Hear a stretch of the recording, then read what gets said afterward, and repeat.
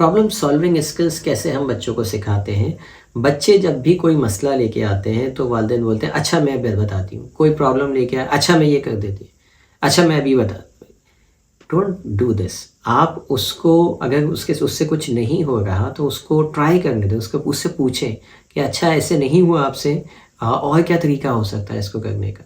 ठीक है, what are the different ways. अच्छा उसने आपको मारा, अच्छा उसने आपको खिलाने का, तो आपके नज़दीक इसका क्या सोल्यूशन है। उससे पहले उसके लेवल का सोल्यूशन तो पूछ लें।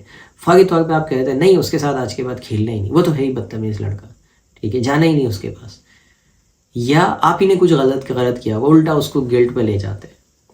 ऐसा ना कीजिए, सॉल्व करने दीजिए प्रॉब्लम, उससे पूछिए उसके नज़दीक क्या प्रॉब्लम का सोल्यूशन है। वो कोशिश करेगा, हो सकता है जवाब भी दे, हो सकता है ना भी दे, लेकिन एटलीस्ट कोशिश तो करेगा सॉल्व करने की ना। तो वेट, थोड़ा सा इंतज़ार कीजिए, उसको हेल्प कीजिए खुद से अपना मसला सॉल्व करने में। तो फिर इस तरह से तरबियत जब आप करेंगे तो एक स्ट्रॉन्ग तरबियत आपकी होगी और बच्चे की स्ट्रॉन्ग फाउंडेशन रखने में आप कामयाब हो जाएंगे।